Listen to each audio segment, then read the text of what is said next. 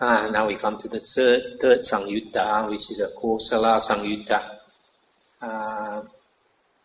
Kosala is one of the two famous countries during the Buddha's time along the Ganges Valley. So the king of Kosala is Pasenadi, Raja Pasenadi. He was a follower of the Buddha also. The first sutta. Thus have I heard, on one occasion the Blessed One was dwelling at Savatthi in Jeta's Grove, Anathapindika's park. Then King Pasenadi of Kosala approached the Blessed One and exchanged greetings with him. When they had concluded their greetings and cordial talk, he sat down to one side and said to the Blessed One, "Does Master Gotama too claim, I have awakened to the unsurpassed perfect enlightenment?" Let's stop here for a while. So here it's obvious that this is probably the first or the second time that this King Pasenadi came to see the Buddha. So he doesn't really know the Buddha yet. So he's asking the Buddha, do you also claim to be enlightened? So just like some of the external sect teachers. Then the Buddha said, if great king, one speaking rightly could say of anyone, he has awakened to the unsurpassed perfect enlightenment. It is of me that one should rightly say this. For I, great king, have awakened to the unsurpassed perfect enlightenment. So here Buddha is stating very firmly that he is enlightened. If anyone is in the world is enlightened at all, the Buddha said, I am enlightened. And then King Pasenadi said, Master Gotama, even those ascetics and Brahmins who are the heads of orders and companies, the teachers of companies, well-known and famous founders of sects considered by the multitude to be holy men, that is, Purana Kassapa, Makali Kosala, Niganta Nataputta, Sanjaya Belati Putta, Pakuda Kachayana, Ajita Kesa Kambali. Even these, when I asked them whether they had awakened to the unsurpassed perfect enlightenment, did not claim to have done so. So why then should Master Gotama make such a claim when he is so young in years and has newly gone forth? I'll stop here for a moment. You see, the Buddha was enlightened at the age of about 35. So this must have been around that time when he was 36 or 37. Still very young, black hair and all that. So this king is saying, you are so young, you have been a monk such a short time. How can you claim to be enlightened? These other teachers, they are so old, they have been monks for so long, and so they never claim to have been enlightened. And the Buddha said, there are 4 things, great king, that should not be despised and disparaged as young. What 4? The Khattiya, or a warrior, noble, one from a royal family, a noble family. The Khattiya, great king, should not be despised and disparaged as young. A snake should not be despised and disparaged as young. A fire should not be despised and disparaged as young. And a monk should not be despised and disparaged as young. These are the 4. This is what the Blessed One said. Having said this, the Fortunate One, the teacher, further said, one should not despise as young a Khattiya of noble birth, a high-born prince of glorious fame. A man should not disparage him, for it may happen that this Lord of men, this Khattiya, shall gain the throne, and in his anger thrash one harshly with a royal punishment. Therefore, guarding one's own life, one should avoid him. One should not despise as young a serpent one may see by chance in the village or a forest. A man should not disparage it, for as that fierce snake glides along, manifesting in diverse shapes, it may attack and bite the food, whether a man or a woman. Therefore, guarding one's own life, one should avoid it. One should not despise as young a blazing fire that devours much, a conflagration with blackened trail. A man should not disparage it, for if it gains a stock of fuel, having become a conflagration, it may attack and burn the food, whether a man or a woman. Therefore, guarding one's own life, one should avoid it. When a fire burns down a forest, that conflagration with blackened trail, the shoots there spring to life once more as the days and nights pass by. But if a monk of perfect virtue burns one with his virtue's fire, one does not gain sons and cattle, nor do one's heirs acquire wealth. Childless and heirless they become, like stumps of palmyra trees. Therefore a person who is wise, out of regard for his own good, should always treat these properly: a fierce serpent and the blazing fire, a famous Katya and a monk of perfect virtue. When this was said, King Pasenadi of Kosala said to the Blessed One, Magnificent Venerable Sir, magnificent Venerable Sir, the Dhamma has been made clear in many ways by the Blessed One, as though he were turning upright what had been turned upside down, revealing what was hidden, showing the way to one who was lost, or holding up a lamp in the dark for those with eyesight to see forms. I go for refuge to the Blessed One, and to the Dhamma, and to the Bhikkhu Sangha. From today, let the Blessed One remember me as a lay follower who has gone for refuge for life. So this is the sutta where the Pasenadi first becomes a disciple of the Buddha. So the Buddha is telling him, don't look down on 4 things just because they are young or small. What are these 4? The first one is somebody from the royal family, what we call a Tungku. Buddha says, if you despise him, one day when he sits on the throne, he becomes a king, he will remember and he will be in big trouble. The second one is poisonous snake. Sometimes a poisonous snake may be small, but I don't think you can play the fool with him, because when a poisonous snake bites you, the venom, the poison is the same as a big snake.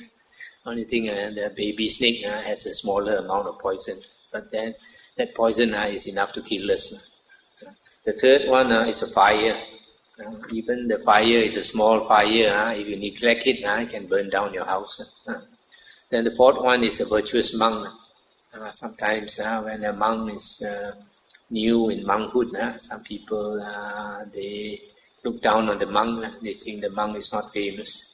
There's some lay people always like to chase after famous monks. So when the monk is not famous, sometimes they look down on the monk and they talk bad about the monk and all that. So later when the monk becomes Arya, then they will be in big trouble. The karma is very heavy.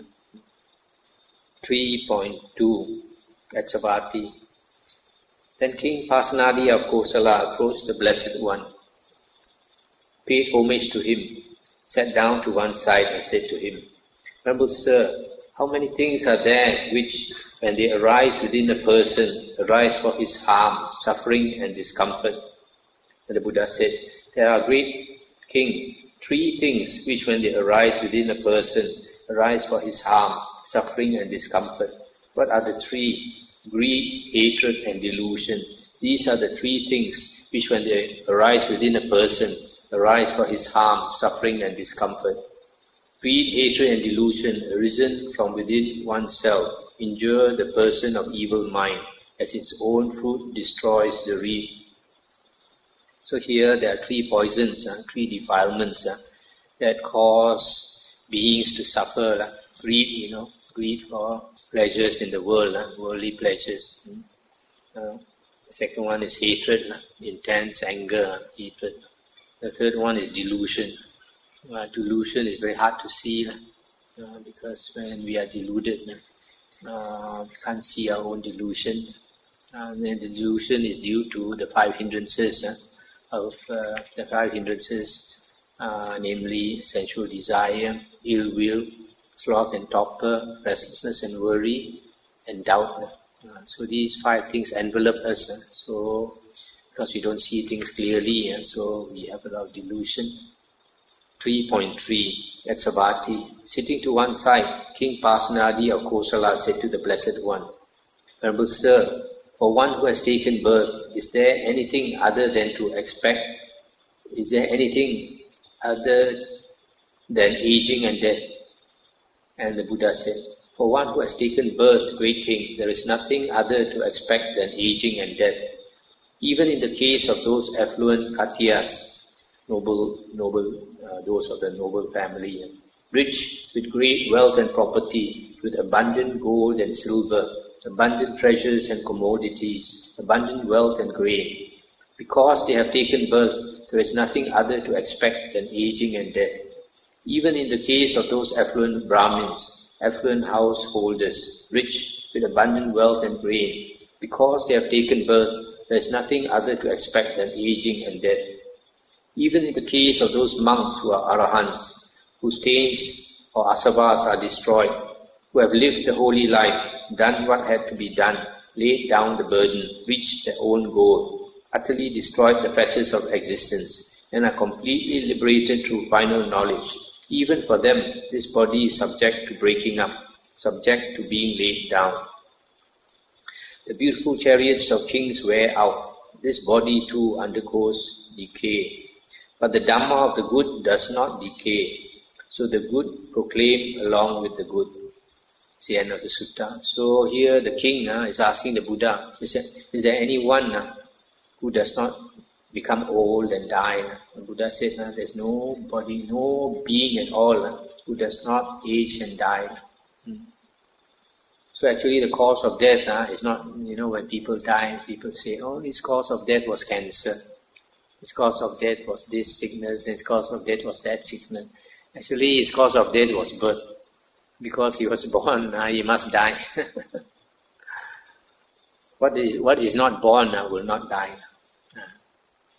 3.4 At Savatthi, sitting to one side, King Pasenadi of Kosala said to the Blessed One, Dear Venerable Sir, while I was alone in seclusion, a reflection arose in my mind thus, who now treat themselves as dear, and who treat themselves as a foe or enemy.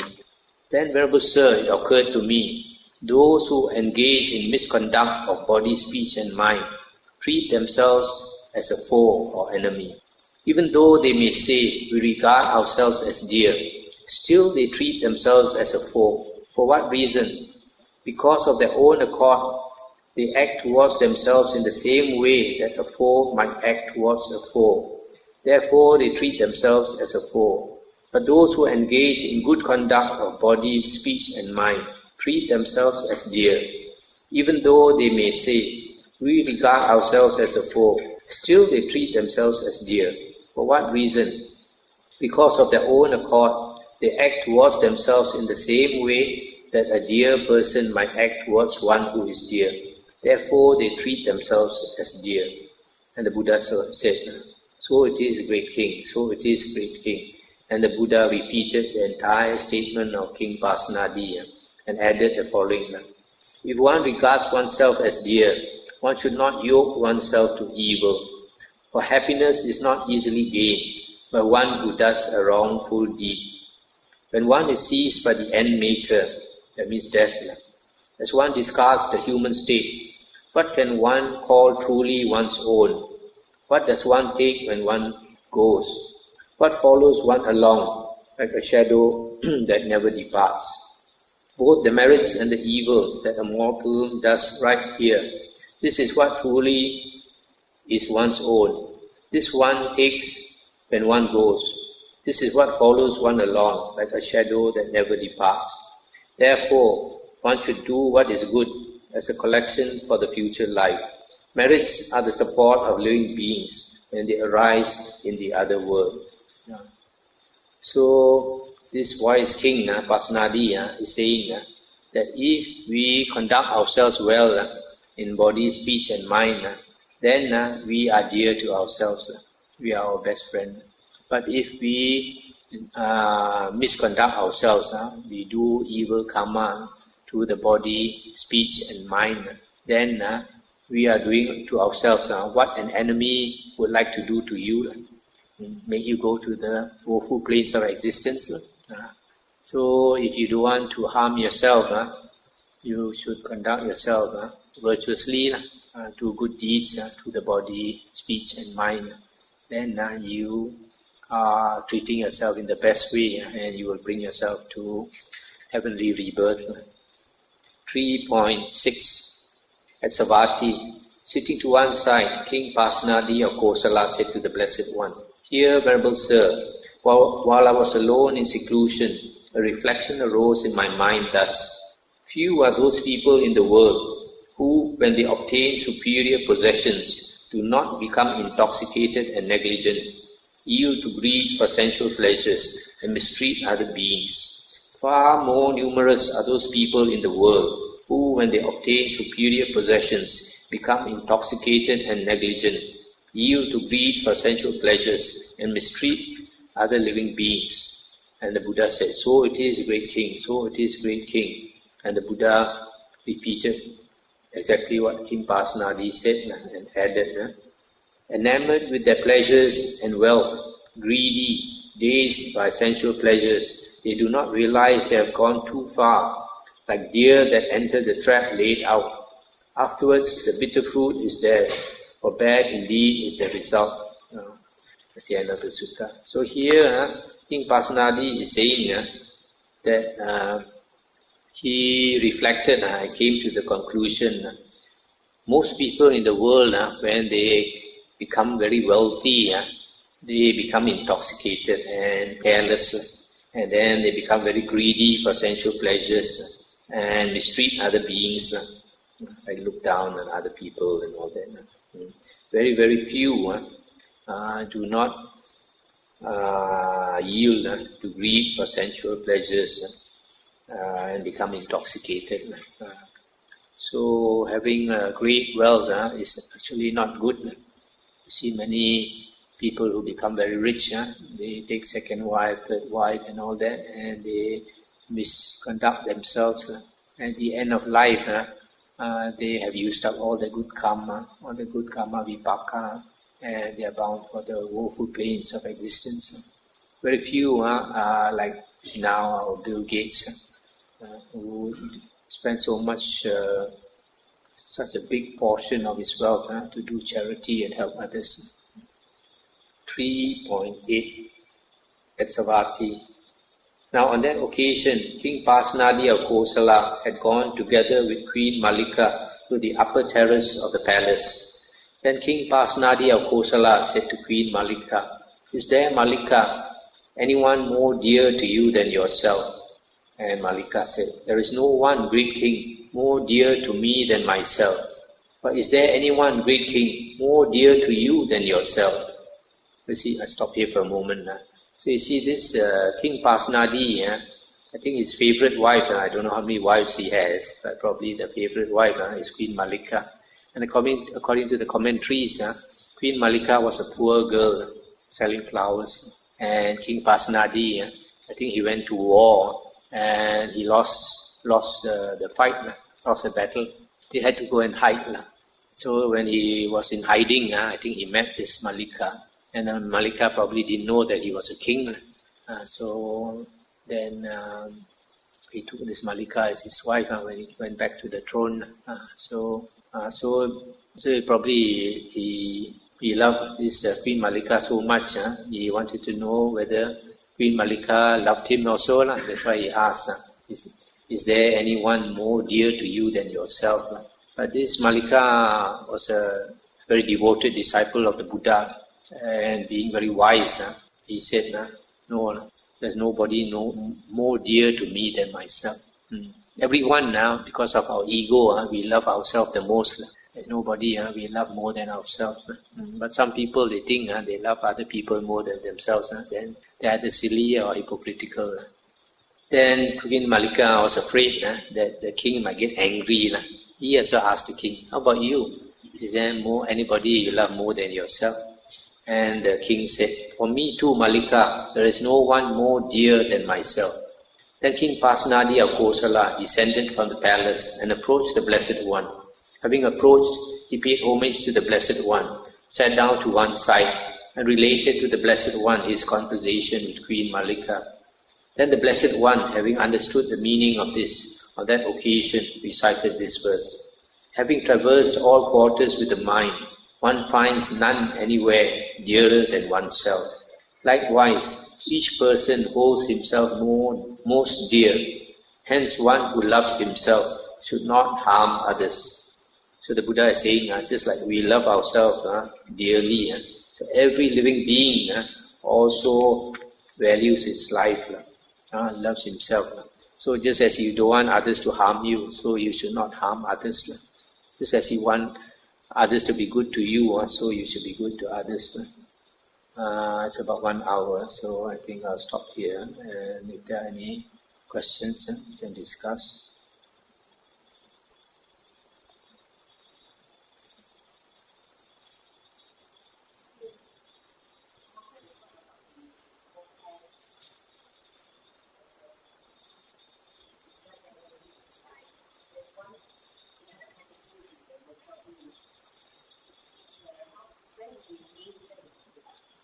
Okay. Yeah, last night we talked about the 4 pairs of Aryans. And now the question is, where do we place the Gotrabu? The Gotrabu is supposed to be a person who will not fall into the woeful plains, isn't it? But he is not considered an Arya. Now in some other sutta I've come across, the Buddha says there are only 9 types of beings in the world. The Putujana or ordinary being plus the 8 Aryans. The 8 Aryans are the first path, first fruit, second path, second fruit, third path, third fruit, and fourth path, fourth fruit. Now in the Samyutta Nikaya 25.1, it is stated that when a person attains the first path, it takes some time before it becomes the first fruit, Sotapanna. But definitely in that lifetime, it will turn from path to fruit. So my personal view is that it applies also for the second path, third path, and fourth path. And when a person attains any one of these paths, it will automatically turn to fruit within his lifetime. As far as the Gotrabu is concerned, the Buddha, in some suttas, the Buddha talk about some people who have great faith in the Buddha, great faith in the Buddha, Dhamma, and Sangha. But because maybe they have not learned the Dhamma or the suttas enough, then they have not become an Arya. But because they have great faith in the Buddha and love for the Buddha, will prevent them from going to the woeful plains. That's provided they don't do evil karma. So I think this Gotrabu is that type of person. That means a virtuous person, but not yet an Arya. Maybe on the way to becoming an Arya.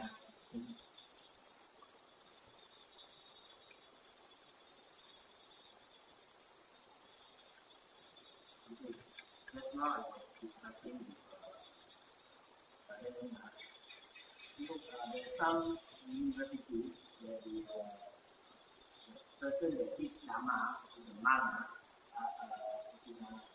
So is it right way that any person can teach monk Dhamma? A lay person teaching a monk.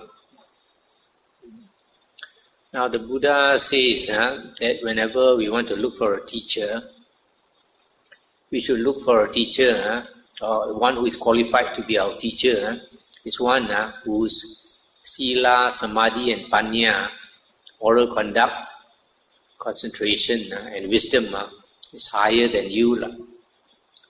If these 3 things are not higher than you, then he's not qualified to be your teacher. So that's the way to judge. Well, it's not easy to judge a person. The Buddha says, to know a person well, you have to associate over a long period with that person, and you got to be very, you got to be sharp. You are able to notice his character. So it's not easy to judge a person in a short time. During Buddha time, there's a lot of those perspectives and there's so many meditation. And then some of them, they also don't agree with Buddha even if they have a good samadhi or whatever. So what does this imply? Why are they not? Because they are samadhi so weak, their mind so clear. When they come to Buddha and Buddha teaches the Dhamma, more or less they stop. Oh, so your question is why do some people they have good samadhi, and why can't they accept the Buddha's teachings? Sometimes it is due to ego. Many of them they are already famous teachers, so they will not submit themselves to be a disciple of somebody else. Very few have the humility to do that. So unless they can be willing to really listen to the Dhamma, because if that person is not keen to be a disciple, his ego will prevent him from really listening to the Dhamma. You got to pay thorough attention when the Buddha says the condition for right view. There are two conditions for right view. One, you got to hear the voice of somebody teaching the Dhamma to you. The second one is yoniso manasikara. Yoniso manasikara is paying full attention. A lot of people, when they come to listen to the Dhamma, for various reasons, one is the ego. They are not very interested to listen. They think they have already, like these external sect teachers, they think they have already attained something. They are not willing to really listen to the Dhamma. That's why if a person wants to learn from a teacher, that person, one of the conditions, then he has to humble himself. In one of the suttas, the Buddha admonished one of the monks, one of the Buddha's disciples, because probably he thought there are a lot of people, when they come to learn with a teacher, they have a lot of views, they have a lot of fixed views. So sometimes they try to argue with the teacher and all that. So the Buddha says, told that monk, that when you learn from a teacher, you should have that view that the teacher knows more than me. So because when you are humble enough to think that the teacher knows more than you, then you will actually listen properly to what the teacher is trying to tell you. But sometimes when the teacher is trying to tell you something, it takes time to get the message across. Sometimes he says something you don't understand, and then another day he has to put it in another way. And then if you don't understand, again he has to try to make you see by trying to explain in another way. But if you are not interested, you try to argue with him and you try to think otherwise, you can never learn. So that's why you see, like for Christian renunciants, priests and brothers and all that, now we see they take 3 vows. One is the vow of chastity, the vow of poverty, and the third is the vow of obedience, to always be obedient to the teacher. A lot of people, they are not qualified to be a student because they don't have the attitude, the humility of a student. They keep judging the teacher, always trying to judge the teacher, and trying to gauge the teacher and all that, not willing to submit themselves.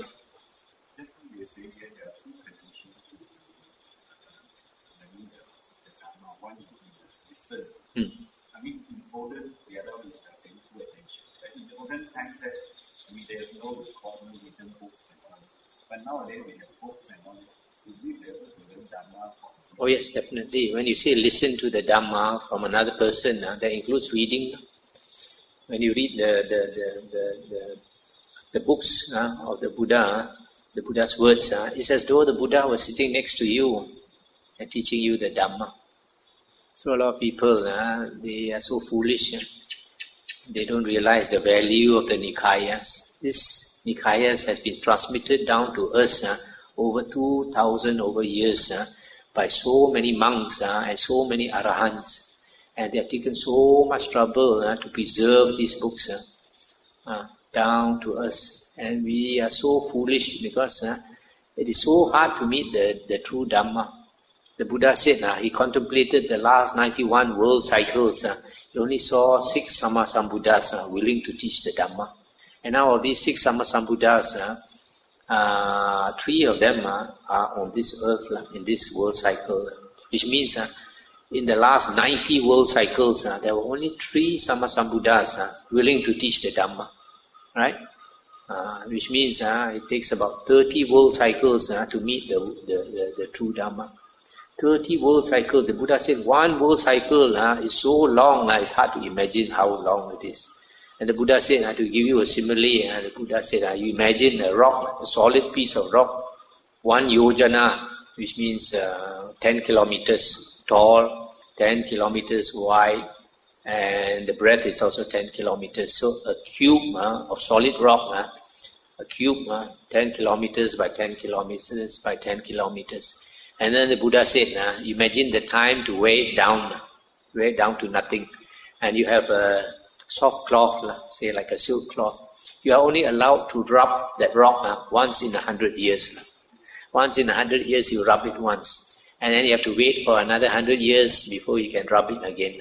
How long before you can wear away that rock? That is how long a world cycle is. So the Buddha said, that's so hard to imagine how long it is. And it takes 30 world cycles before you can meet the Dhamma. So now that the Dhamma is in front of us, we don't want to take the trouble to go and study and attain right view. After you pass away from here, you are not going to meet the Dhamma for extremely many rebirths. And when that happens, if you can remember, you regret. Because especially the first 2 years when we are talking about this kind of thing, it's a lot of devas and all this. I mean, my only thing is somehow my mind rejected it because it's not real. I mean, to me, I can't comprehend it as real deva and all this real. Today's one, when you think Kasata and all this, we know such a person exists. So for me, it's a bit difficult to accept that as a... Yeah, I can understand. Put it in a... my mind will still be like a story. I can understand. You know why? Because probably for the whole of your life, you're not going to meet any deva. But why is it in the sutras we meet so many devas? Because during the Buddha's time, there were so many arahants. It's because of the arahants, the devas are interested to come and see them and to talk to them. The devas are not interested to meet ordinary people. Why should they come and waste their time and visit you and talk to you? They got so many beautiful devis to play with. They have no time for you. Even you pray to them to come also, they won't come. These are different. These are arahants. They will come to the arahants without invitation.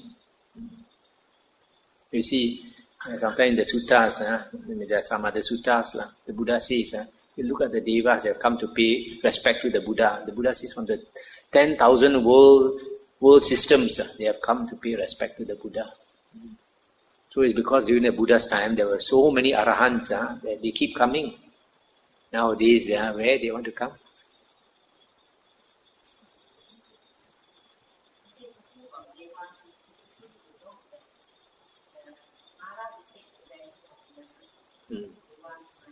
Mara is very powerful, Satan. Even in the suttas, we find some of the devas, like in the Brahma heavens, they are actually superior to him, higher level, and yet he can possess some of them, control their mind, influence their thinking.